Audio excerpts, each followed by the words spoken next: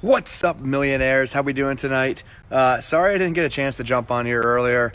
When I showed up here, there was just a ton of dust and a ton of progress going on and music blasting and all that fun stuff. So I didn't really want to have the guys stop working just so I could make a video.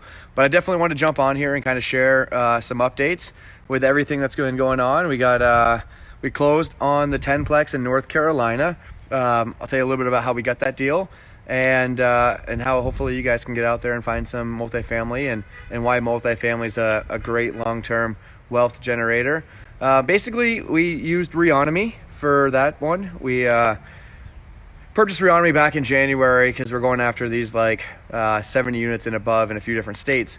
And in North Carolina, one day I'm like, you know what, let me just try to hit this 10 to 40 unit sweet spot here, because something I could take down kind of on my own or with a partner.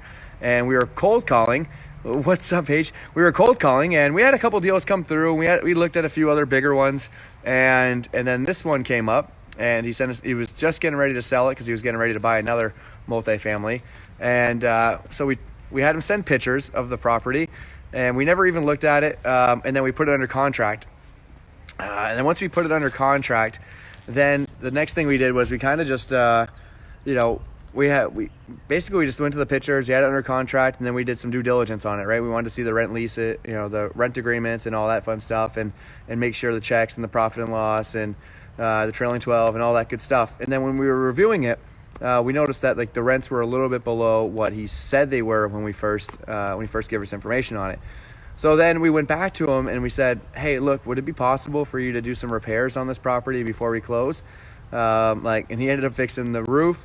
He redid the siding, he redid the windows, he did the doors, did some plumbing, took out all the trees, basically did $100,000 worth of work to this property. And then we renewed the lease with a raise in the rent for another $1,000. So he did all this work for us, and we were able to kind of raise the rents and everything like that. But that project took months for him to finish the construction. And then the banks on this one, we worked with almost 10 different lenders. We even paid this guy in New York City $4,000 to try to broker this deal for us. And he promised us that he would find us a lender at 6%, no more than 6% with 30-year terms, 25-year terms. And he ended up coming back at 8% and 20 terms, with 25% down, and totally went against his contract, but still kept $2,500 of the money. So be careful when you're working with some of these brokers out there. We're pretty frustrated about that. But at the end of the day, shame on us, because truth is, we couldn't get any banks to lend to us because we were out of state. We called every local bank, every credit union in the area, and they wouldn't work with us. We filled out applications after application, and they're like, yeah, no problem. And then 30 days into it, they're like, oh, we can't do this. So the lesson that we learned on this one was definitely go after some of the bigger projects, over the million, because I think if this was a non-recourse loan, that would have been a lot easier for us to close on this thing. It was a good project, and pretty sure my investment partner's pulling up right now. What's up, Mike? So Mike's gonna be here in a second. I guess we can walk through, but Mike's taking he's a hard money lender, and he's actually getting his real estate license. So he's gonna be a super powerful combo here. We got 2 real estate agents, and what's up, millionaire? So just doing a little Facebook Live, a little update. How was the real estate thing? Hey, it was awesome, what's up, man? Bro? I'm all dirty, man. But yeah. So this is Mike. Yeah. Hey, everybody. What's going on? Just telling about the project here we got going on, and the 10plex. But I'm gonna jump off, talk to Mike, and then I'll jump back on. I'll give you guys the tour around. So if you guys have any questions, feel free to drop them in the comments. I'll check them out, and I'll see you guys in 10 minutes. Peace. What's up, guys? All right, I'm back. Just wanted to chat with Mike there for a second. So anyways, I'll give you guys a grand tour. I think all the power is pretty much off in here right now, but I'll flip it around and I'll show you what's going on here. So we actually didn't get our roofing permit on Friday, so we had to wait till Monday, and it's kind of frustrating because I really wanted to have the roof started and finished by Monday. So now we're going to be pushed back a few days, but that's all right. So all the exterior stuff we haven't really worked on yet. And then, but in the inside, in just a few days, like we're moving pretty quick here. We were supposed to have materials delivered, and also, again, Home Depot didn't deliver them today, so we're waiting on materials. But I think tomorrow we're probably just gonna go pick some stuff up so we can keep moving along here. So, all right, I'll give you guys a tour. Like I said, it's kind of dark, so we'll see what we see here. But in here so far, ran the wires for the can lights in the living room, and removed that awesome fan that was up there and the chandelier that was there. Over here in the kitchen, this was all closed in. We turned it into a half wall, but I'm actually, like, now that I'm like looking at it, like I'm kind of going back and forth on whether or not I want to just remove it completely. We ended up running electrical here so we can have a little outlet and like a little end bar here. But I'm just on the fence on whether I want to just remove that and do like just an L kitchen with a fridge here, dishwasher, sink, probably a blind corner, the range, microwave, Lazy Susan, and leaving this all open. So let me know your thoughts on what you guys would do there. We also ran 2 more can lights here and another can light over top of the sink there. Like I said, this was all closed in. You can kind of see right here. This was originally the space that we had going into the kitchen, the galley kitchen there. Let's see here. So what else have we done? Let's see. Okay, in here we also started running the wiring for the can lights for the hallway. This will be a 3-way. And then back here, it's kind of dark. That's the washer and dryer room there. All right, going in here. So we were able to scrape the popcorn off the ceilings today. So we got all that done, and I was gonna try to knock it down, but I still want to do a few more touch-ups on the walls and everything, so I can just come through and do it all in one shot. So I'll probably do all that drywall there tomorrow, all the mudding, fix these holes right here, so get all that stuff fixed. Did this one, removed the fan today, removed all the doors. So all the doors, we took those all off today. Yeah, so that's basically, those are pretty much prepped and ready to go. Like I said, just some wall repair here, here and here. Over here, same kind of thing. Removed the light fixture, removed the closet doors, and removed all the trim.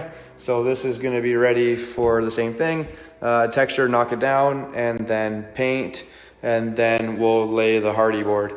So that's pretty much what we were able to all get done today. And yeah, so it's been moving pretty fast. So I think, like I said, tomorrow we'll get all the ceiling up here knocked down, and then hopefully start to paint the interior, so that way it starts to come together. Monday, the roofing crews will start stripping on the roof, and hopefully it'll start texturing the exterior there. Yeah, it's been going pretty smooth so far. I don't know if you guys have ever flipped houses or anything like that, or if you've ever done a project, but there's this thing called Hope Scope. And when it comes to project management, it's like very, very tough to monitor and measure, because like everyone's always like, oh, we should be able to get that done tomorrow. Oh, no, not a problem. We'll be able to get that done. We'll be able to get that done.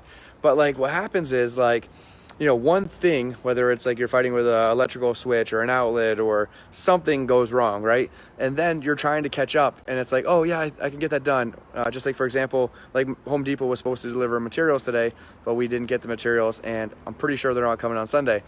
So that like really throws some curves into the project as you're going forward, especially when you're hoping to get all of these things done in a certain time frame. So I think we'll be able to make it up.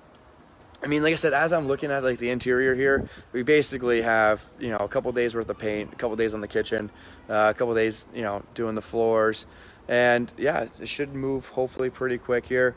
I go out of town on Friday, going up to Orlando to a multifamily conference, Jake and Gino. I'll be up there for a couple days, so if any of you guys are going, let me know. I'm pretty excited about that one. After that, that's basically going to be the last multifamily conference for myself for the rest of the year, but I have Tony Robbins in November to get me fired up. and that way I can start 2020 strong. If you guys have ever been to a Tony Robbins conference, you know that's really like a recharge for the batteries, and it really gets you focused on what you're trying to achieve in the future here. But yeah, this is a good project. Everything is going smooth so far, knock on wood, and hopefully within a couple weeks I'll be able to update you and show you some final photos. Of course, I'll update you as we make some more progress on this. Hopefully you guys are also having an amazing week. We closed on that 10plex officially today, which was literally the most like drawn out marathon of bad banks and bad financing that you could ever imagine. And I'm gonna literally just start focusing more on the $1 million deals and above, so that way I can partner up with some other people and go after those non-recourse loans. I think those are going to be much easier, given the situation that we went through this time with the banks. And if you guys are flipping houses or anything like that, skiing in December with Josh too, yeah, bro, I'm always down. I'm definitely down to go out to Colorado for a few passes on the mountain there. Keystone and Breckenridge are my favorite mountains. So if you're out there and you want to go to, I could easily be talked into going to Keystone or Breckenridge for the day. I'm looking at possibly December, January. Not sure what the schedule looks like, but yeah, I'm gonna keep hammering on these flips. And we got one more in Cleveland that we're also running right now. We got this one here, and then we have like 4 that are on the market ready to sell. So, well, 2 of them are under contract or whatever, but just waiting for them to close. So we should be closing on the sale of a flip here in Florida, hopefully next week, if not within 10 days, and that'll be good. That's always nice to when you close on the property. It's a nice little championship, ring the bell kind of thing. Cool, guys. Hopefully, what are you guys all up to this Saturday night? I'm gonna call it here, I think. Close it up, lock it up, and then be back tomorrow. And hopefully materials we're hanging and banging. So that's it, guys. Peace, millionaires.